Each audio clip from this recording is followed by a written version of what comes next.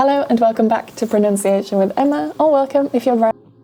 Today I'm going to be doing a Q&A video. I have no idea how long this video will be. It will be very free, it's not scripted. I don't have any notes to the questions that I'm going to answer. If anything, I've forgotten a lot of the questions because I compiled them a few days ago. But yeah, I thought as it's approaching the end of the year, it would be really cool for us to get to know each other a little bit more. Or at least for you to get to know me a little bit more. If you want to turn this into more of a listening exercise, I will create a very short quiz, as well as highlight any key vocabulary that I mention in this video. As I said, I'm just going to speak to you like I would a normal friend. So if there's any vocabulary you don't understand, just turn on the subtitles or even check the free PDF. I've probably included it in there. And that's it. I will address the elephant in the room. I should also say you can download the PDF in the description. That would help. As I was saying, I will address the elephant in the room here. Where am I? Because I'm not at home right now. I'm actually at my parents-in-law's house and it's in the middle of nowhere, basically. And I'm here because I'm pet sitting. I'm taking care of their dogs. Freya is here as well. They have some cats, they also have some chickens. And yeah, it's really calm, really quiet around here. It just seems that today, on my final day here, my final full day here, someone has decided to do some drilling next door. So if you hear some drilling and if you hear noises, it's either the neighbours or the dogs. It's one of the two. So I've taken all of your questions from YouTube and Instagram. A lot of questions were repeated, so don't worry if you don't see your question here. Either it was going to be too long to answer, maybe it just wasn't interesting enough, it is repeated too much. Like, for example, where are you from? What is your name? Are you married? Give me your WhatsApp number. That's one of the most common questions I get is, give me your WhatsApp number, or can I have your WhatsApp number? Honestly, to these people who ask me this question, do you think about do you actually think about what you're writing? Do you think about, I am asking this complete stranger, this woman on the internet, to give me her personal WhatsApp number. Just some stupid thing. So if that's you, then it's really stupid. Okay, so I'll start with the YouTube questions firstly. So the first one is from Sammy. So, hi Emma, as one of your fans who has greatly benefited from your clear and enjoyable lessons, thank you very much, Sammy.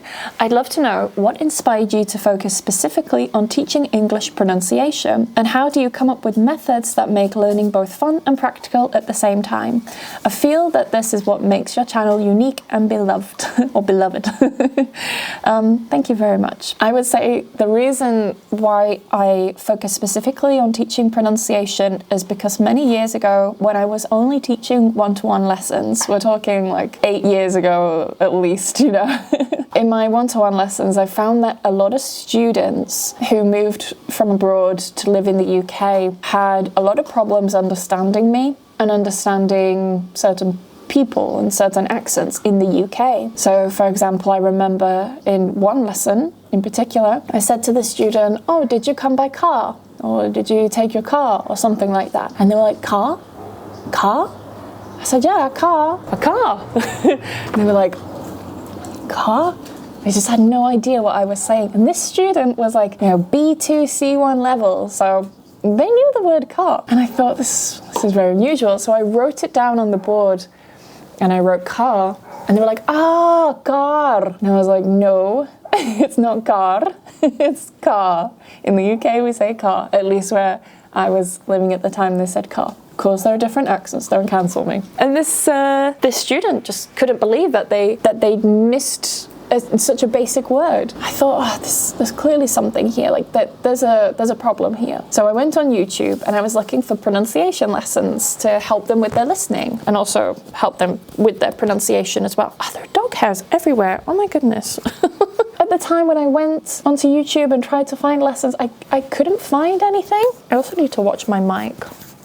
I couldn't find anything. The lessons that I could find were either American English, or they didn't go into much detail. They were quite superficial in the sense that they just explained the sound, but there was nothing more. It was just basically watch my lips and repeat. And that was it. Thought, no, there needs to be something more here. And I remember I used to say to my students as well, like, well, have a look on YouTube, you'll find something. And every single time they would come back to me and say, Emma, I can't find anything about this topic, help.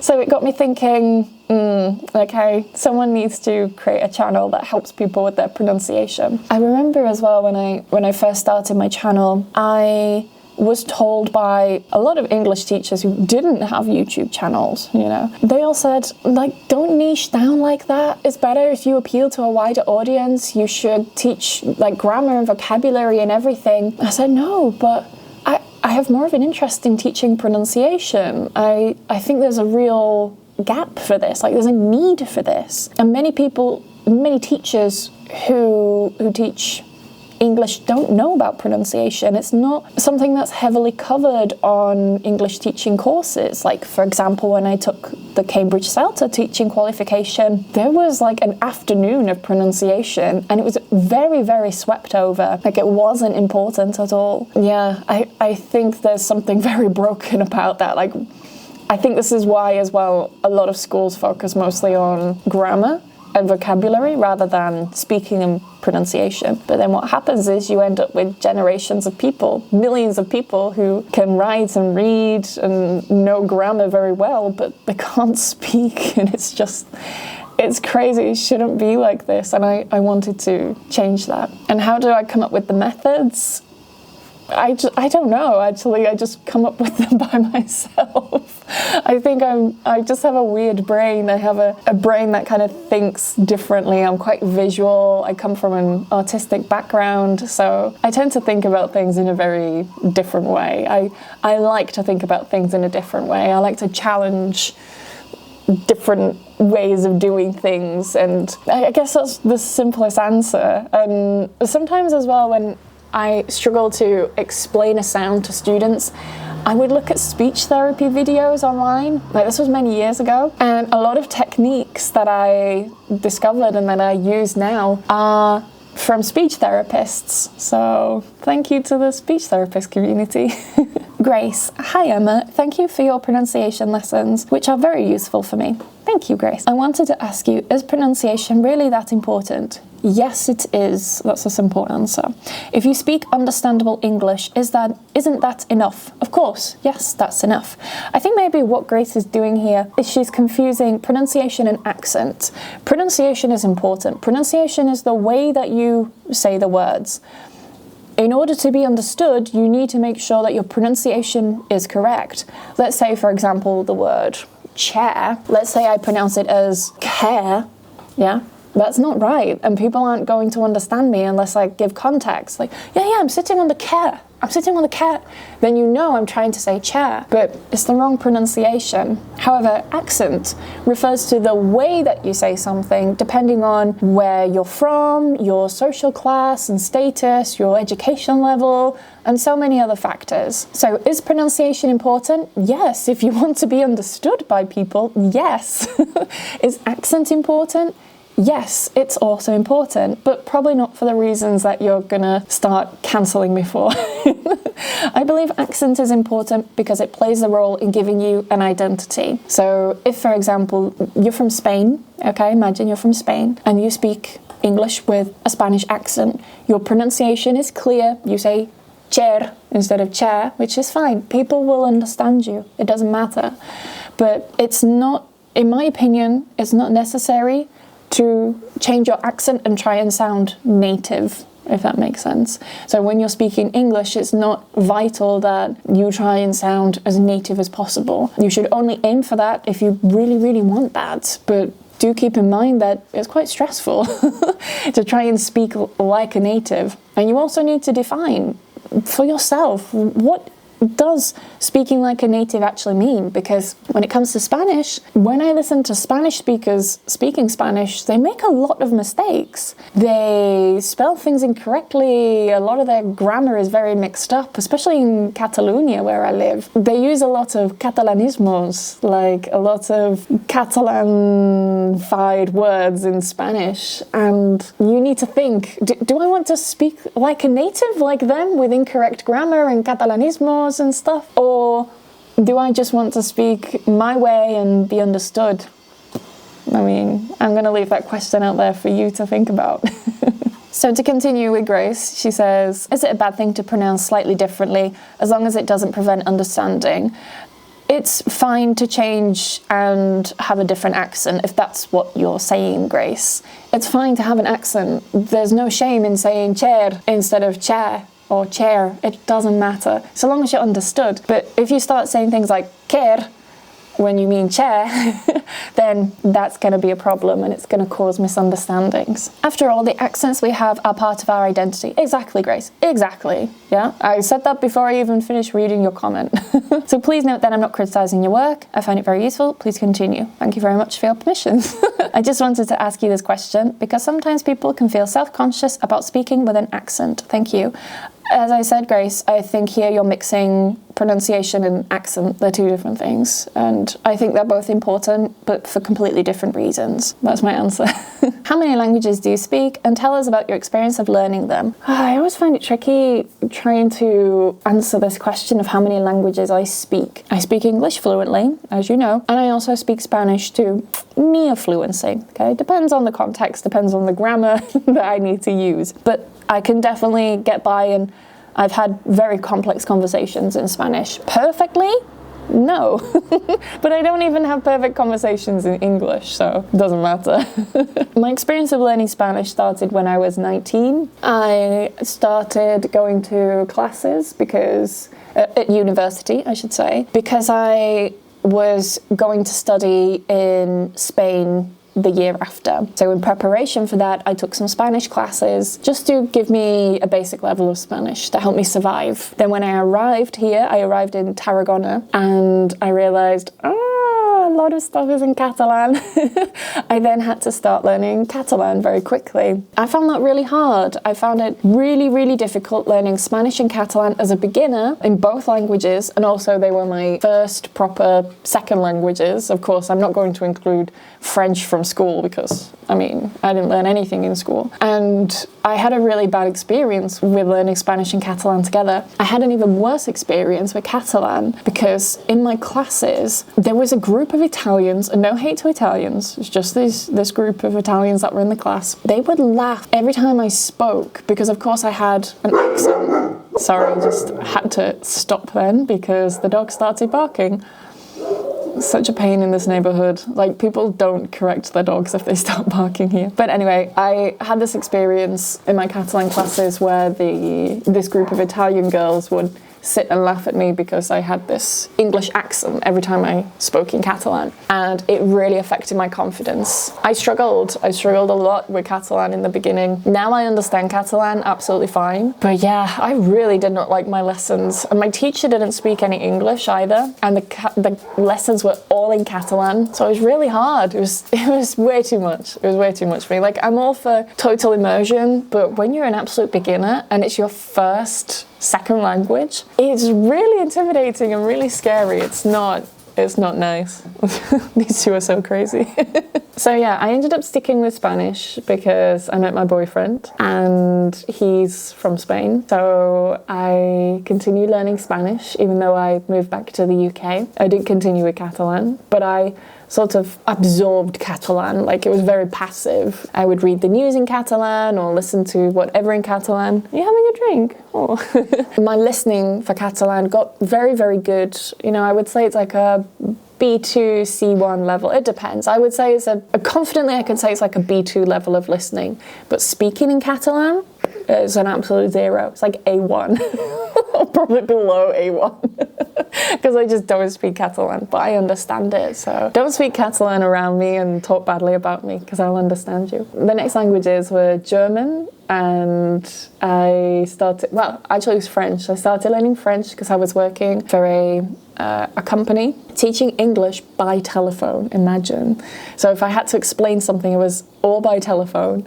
I couldn't say like, oh, here's a picture or look at the board and write a word. No, I had none of that. It was only my voice. It was so difficult. It was ridiculous, it really was, but I needed the money so badly. I learned French, just very basic French, just to understand my students, because all the students were French. Sometimes as well, I would have to call like their receptionist, and their receptionist didn't speak English. So I would have to say like, oh, is Jean-Pierre there for his lesson, please, in French? I don't remember what it was in French, but yeah, I had to learn these little things. And my teacher at the time, he wasn't the best. Like, he wasn't a qualified French teacher, and I could definitely tell. But anyway, never mind. Then the next lesson was German. I absolutely loved German. I loved my teacher as well. She was amazing. And she was a proper German teacher as well. And you could tell, like, the lessons were really, really good. Then after that, it was Portuguese, because I wanted to prepare for a trip to Brazil. So I learned Portuguese, and that was very easy because it's so similar to Spanish. And then after that, it was Japanese. I think Japanese is the latest language. And I just wanted to learn it because it's such a different language compared to ones I've learnt before. I wanted to be able to look at a language like on a piece of paper and not understand a word, right? And turn that into language. I wanted to learn how these little pictures and little lines and drawings could become language. And I found that fascinating. The whole process of learning hiragana, katakana, and kanji, which are the three alphabets of Japanese. It was so interesting. And I also took the N4 exam. So for the JLPT test, it's the Japanese language proficiency test, I decided to push myself and I took the N4 exam, which is not the lowest one, it's the second one. So you got N5, which is the lowest, and N4, which is the next one. It goes all the way up to N1. And I failed big time, but it was still, I did it to push myself because I knew if I took N5, it would be too easy. So I just wanted to push myself. I wanted to see how much I would fail if I took the N4, which sounds so crazy because I know some of you guys will be like, why would you take a test knowing you'd fail? But it wasn't about taking the test and failing. It was about taking the test, pushing myself and seeing how close was I to getting an N4. And I was only like 30 points away. Yeah, I was like 30 points away from getting the N4 certificate. So yeah, if I studied a bit harder, I maybe could have got it, but I didn't. I also forgot to mention that when I was at university, I took some modules in British Sign Language. So I learned a little bit of basic sign language as well. I don't remember anything, unfortunately, but yeah, it was a really cool language. Autumn. Emma, chickens are absolutely lovely. They are, they're very cute. They're just like little dinosaurs. I'd like to ask you something that's not about you, but about your opinion, since your answer would genuinely be meaningful to me. Oh, thank you. If someone absolutely loves English and helping others learn the language, and they've been learning and using English since they were children, 11 years old, and they get, sorry I got distracted by the dog then, and they get formally educated, a BA, a CELTA and Delta. CELTA and Delta are Cambridge teaching qualifications. CELTA is the first one and Delta is the more advanced one. It's about more or less the equivalent of a master's degree. In your opinion, is it appropriate for them to be teaching others? Of course it is. Of course. What the hell? Of course it is. This is my situation, and I work online with Poles, so Polish people. But recently I have felt very inadequate due to being a native Spanish speaker, even though I don't even use Spanish. Sorry, I can't read, but I don't know what's wrong with me. Speak like a native. Then you listen to me and you realise that I read like a 5-year-old. Even though I don't even use Spanish in my normal life. I love the English language and all things pronunciation and linguistics, but the deep sense of inadequacy has been making me feel I should do something else, even though this is what I love doing. You're someone who has my dream life. Oh, thank you. You're a native speaker who got formal education and learns many languages. This is exactly what I love doing too. Oh, amazing. Really, there aren't many people who love learning languages. I mean, there are many people who love learning languages. There are literally thousands.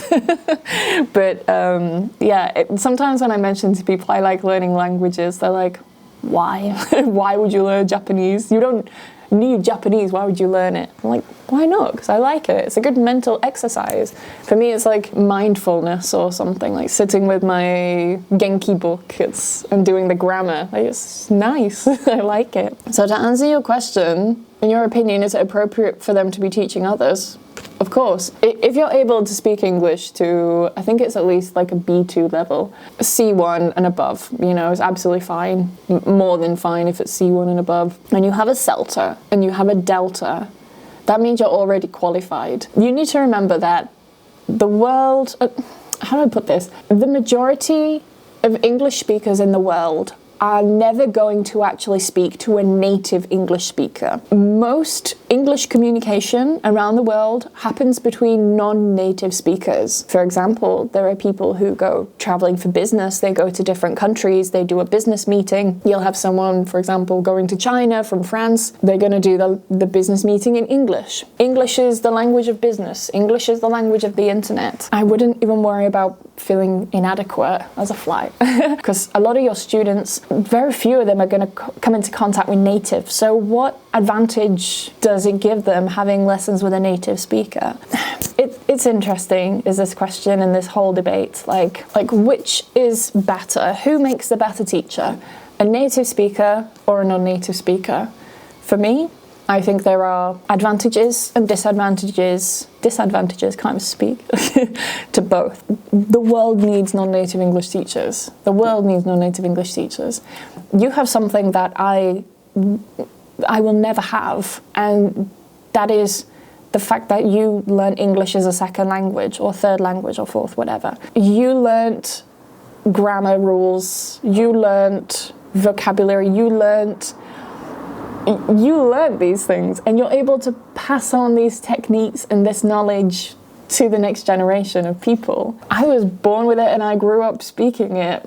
It doesn't make me more superior. It simply just means that I grew up speaking it. You do get things like, you get some people who say, oh, but I want the correct pronunciation. Okay, what if your non-native teacher used the correct pronunciation? What's your argument there? Clearly the dogs don't agree with that. Or you say, oh, but I want an English accent, therefore I must have an English teacher, a teacher from England, right? I'm going to say this in the nicest way, but I would if I could.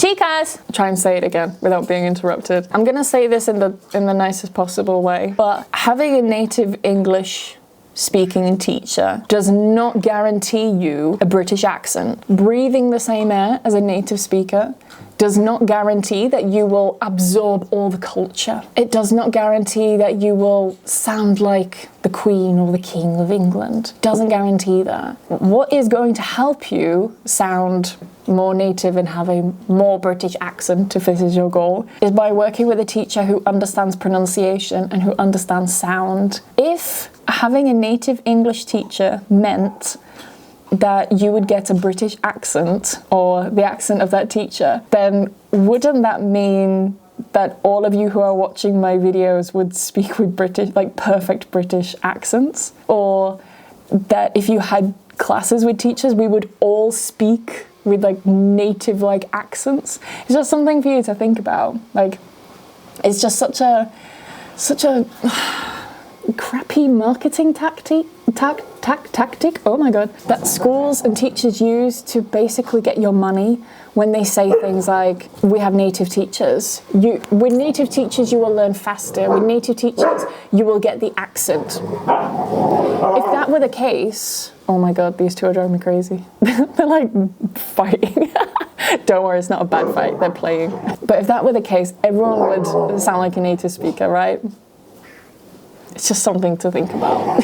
So Autumn, don't worry about it. I'm sure you are an amazing English teacher. You are the best.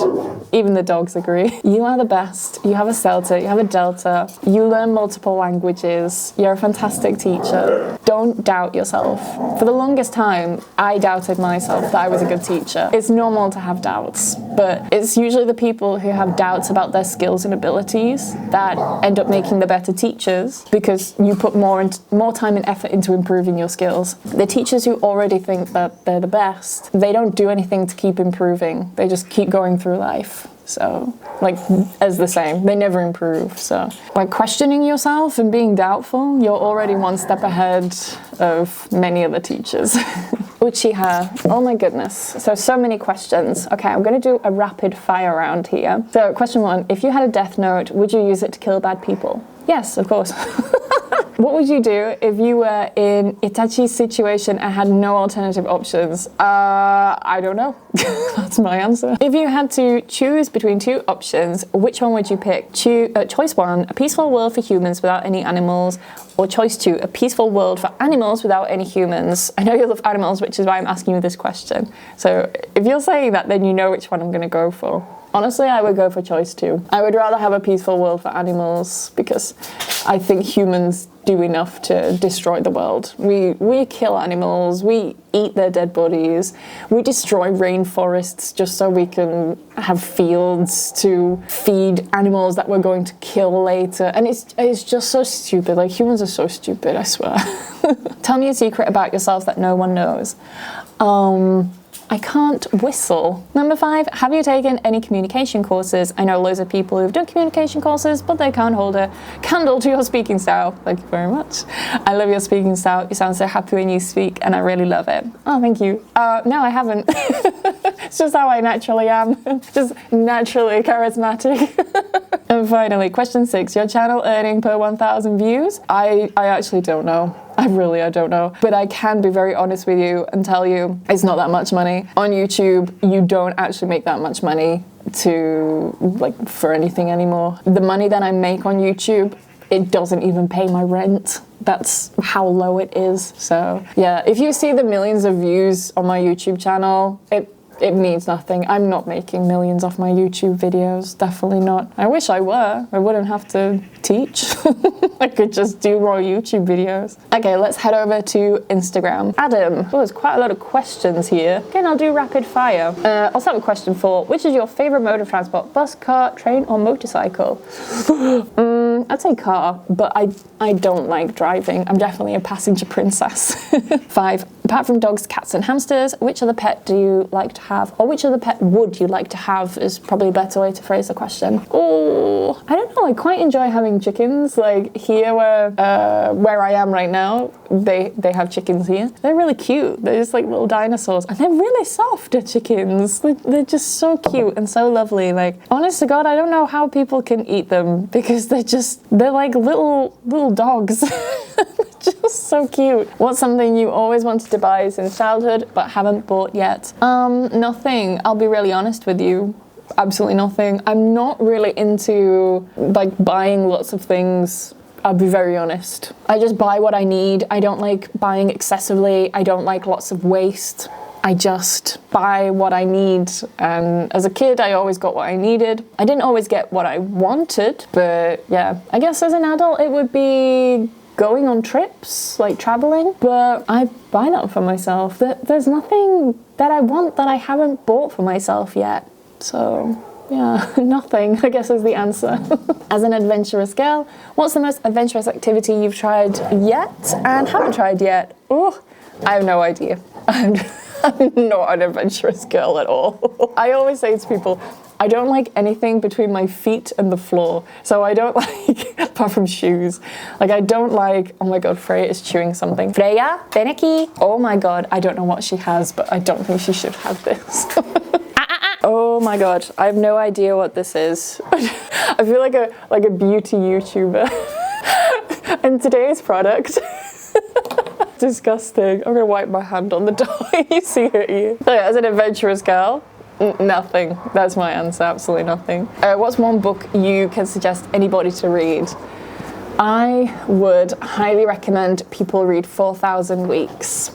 I'm not going to say anything more. Just read 4,000 Weeks. Ayush has asked me, Emma, I wanted to know if you felt any cultural shock when you moved to Spain. A lot of people ask me this question. So for context, about 2.5 years ago, I moved to Spain. It wasn't my first time living in Spain. I'd lived in Spain before that. I studied here about 12 years ago. Of course, my boyfriend's from Spain, so we would always travel from the UK to Spain to see his family. So it wasn't such a shock moving here. Like, I liked the country. I was used to everything here. I would say the biggest cultural shock has just been just how they treat foreigners here. Like when I was going through the whole immigration process, because of Brexit, it meant that I had to go through the entire immigration process. Like if I were from the US or Australia or something, like there's no special agreement or anything like that, or special cases just because I'm from the UK. No, I'm treated just like, you know, every other foreigner that's from outside the EU. And it was an incredibly degrading experience, and no one speaks English. No one speaks English. Like, the amount of people in the immigration office. Now, I speak Spanish, okay? I want to preface this by saying I speak Spanish, so I was fine. Personally, I was fine, and I'm not complaining that people didn't speak English to me. No. But there were a lot of people who were really struggling. Like, maybe they forgot a paper or something, and the woman at the counter, I still remember this, she would just shout at people in Spanish instead of thinking like, well, the person's not deaf. Like, I don't know why she was shouting. Like, I don't know. It's just so stupid. Yeah. One thing that also shocks me is like just the bureaucracy of being freelance as well. Because of course I had to move my entire business here. So I'm registered as a freelancer here. They call it autónomo or autónoma. It was it's just so much paperwork, and you can't really do it yourself. Like, you really need an accountant or someone to help you. In England, I did everything by myself, and it was super easy. You just did it all online. But here it's like, it's just terrible. It's just so archaic. And I'm also convinced that in Spain, especially government jobs, many government jobs shouldn't exist, and many government processes, let's say, they shouldn't exist. They're just there to create jobs, and they're there to make people look like they're working and doing something. That's just my theory, that's just my opinion. I feel like, I'll give you an example, just to illustrate how stupid the whole process was. So when I went through the process of getting my ID number here, my NIE as they call it, it's like your foreign identification number, I had to go in person for my fingerprints and everything, which, you know, it's fine. Oh no, this wasn't for my NIE. Sorry, I'm completely lying to you. This was to be freelance. This was to register as freelance. I had to go to the office in person to basically collect like a clave, a key, a certificate or something they called it. And I was thinking, oh, it's like a physical certificate. That's why I need to go and collect it. I got up very early. I went into Barcelona. I had to wait, for ages. Like, even though you arrive on time, you're still waiting half an hour. It's ridiculous. Yeah, finally they call my name. I go up to the counter and they're like, oh, are you Emma, blah, blah, blah, blah, blah, and you live here, blah, blah, blah. So yeah, that's me.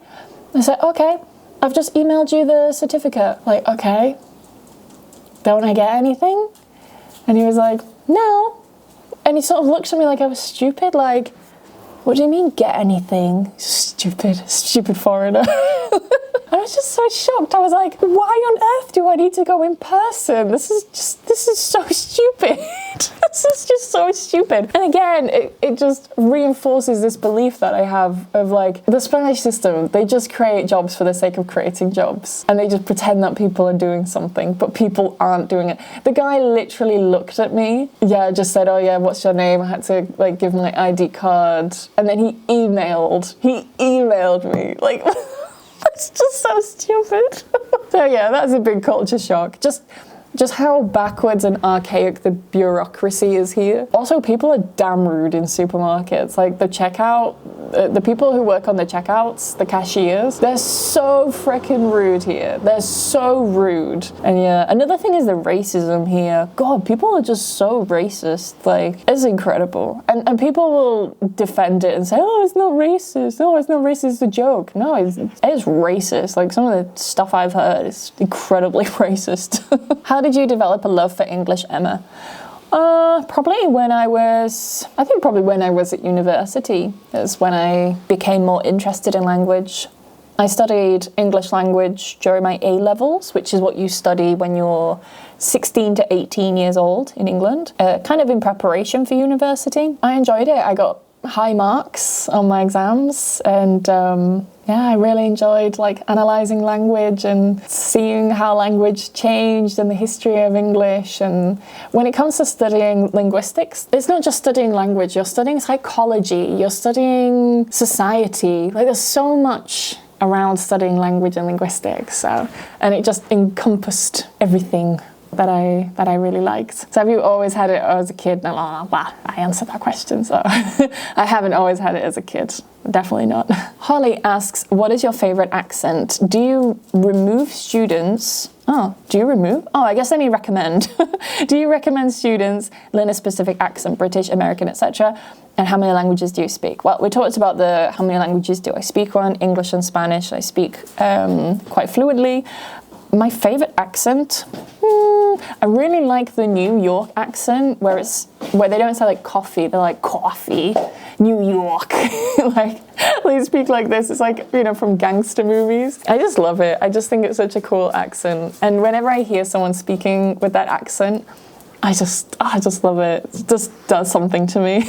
And do I recommend students learn a specific accent? Of course, they should all learn my accent. But I'm joking. You should learn the accent that you find the most useful or that you like the sound of more. It's as simple as that. There is no better accent. If you learn American English, Brits will understand you. If you learn British English, Americans will understand you. It doesn't matter. It really doesn't. Nabeen says, if you could erase one English pronunciation rule that everyone struggles with, what would it be and how would you change it? Oh, pronunciation rule that everyone struggles with. I tell you what I would change about English to make it easier. I would get rid of the th and the sounds, which is kind of happening. And there was an article that predicted that in the next 50 years, the sounds th and the will disappear and change to t and d or s and z, for example. It doesn't really matter so much if you can pronounce the th and the sounds correctly. So for example, if you say dis instead of this, it's not the end of the world. People will still understand you, and there are even some native speakers in certain accents which do have that feature. So if you want to speak like a native, there are natives who do speak like that. So I would probably get rid of this sound. It's not really a rule, but just to make everything a little bit easier, I would probably remove the and th sounds and replace them with ta and da. The only exception, though, is that you've got to watch it with the word third. If you change it to a t and you say turd, turd is another word for poo, poop, essentially. So, chicas, no. Oh, final question from Ankit. What is your skincare routine? You're really beautiful. Thank you. My skincare routine, I'm really into like K-beauty products. I think Korean beauty products are way more advanced than Western designed and Western created products. Hold on one second. Freya, no! I use, what do I use? I use a hyaluronic acid, firstly. If you don't know what any of these mean, then you can just Google them because it doesn't matter. But I use a hyaluronic acid. This really helps with the moisture and plumpness of the skin. Then I use an essence, and I use the essence as well just because it helps with the hydration. Then I use a vitamin C serum, which helps with the brightness of my skin, and it evens out the skin tone a little bit as well. And then I use, what else do I use? Oh, then it's just moisturizer. Like whatever moisturizer I have and what I'm traveling with, it doesn't really matter so much does the moisturizer. And then what's it called? Sun cream, like sun protection. Make sure you wear sun protection even in the winter, because the UV rays are still coming through and they're still aging your skin prematurely. So watch out for that. At nighttime, I use a chemical exfoliant. So I use a BHA, I think it's called Paula's Choice. Highly recommend it, not sponsored. I would say it's the one product that's really changed my skin. Like I don't really get spots. I don't get breakouts. I feel like it's sort of, I just feel like it brightens my skin. Like whenever I use that at night and then in the morning I look at my skin, it's just like so perfect. It's my skin. I also don't really wear that much makeup, so I think that is a big factor with keeping my skin quite clear. I only wear makeup really when I'm filming or if I feel like I'm going out or something like that, but otherwise I don't wear makeup on a daily basis. Right now, of course, to be completely transparent with you, I have found foundation on, but it's a very, very thin foundation. I don't like a heavy foundation, and I only do that just because of the redness. It's quite normal to have redness in your skin. It evens out the skin tone a little bit and removes the redness. I do my eyebrows and I do my eyelashes. I put on mascara and that's it. Oh, and I have some eyeshadow on today as well. Just like some gold Christmas themed eyeshadow. But overall, I would say on a daily basis, I don't wear makeup, maybe mascara, and I do my eyebrows, and that's literally it. So those are all the questions from my Q&A that you guys submitted to me. There were many questions. There were hundreds of questions. Don't take it personally if you sent me a question and your question is not here. As I said, I just get hundreds. I can't answer them all. And if I did, it would be a really long video. This is already a long one. It's like an hour long. I hope you've enjoyed your year. I will see you in 2025. Big things are coming in 2025. Have I got time? I got time to tell you a little bit before my camera battery dies. It's it's like beeping at me.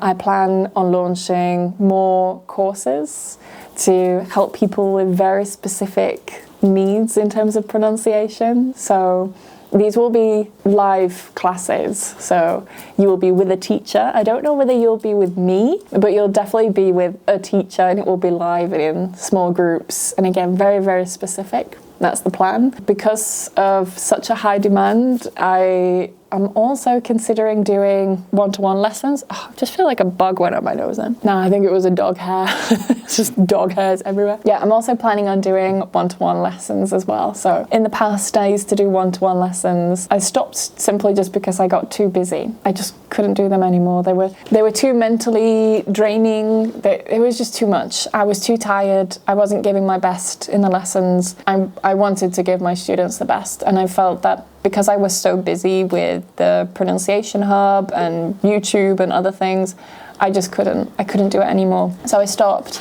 But a lot of people have been asking for one-to-one lessons, so my idea is to create highly specialized and highly tailored, like incredibly tailored pronunciation programs that'll be one-to-one with me. I'll be transparent, they won't be cheap. My time is valuable and there's only one me, and as much as I would love to teach 10 euro lessons again like I used to, I just can't anymore. I can't. I would have a completely booked out calendar, and and if you do want to work with me and you don't have the budget to work with me, there's the pronunciation hub that will always be affordable. That's my goal with the pronunciation hub, to make it fully affordable. And if you can't afford the pronunciation hub, then you have YouTube, which will always be free until YouTube start charging me. Then I will charge you.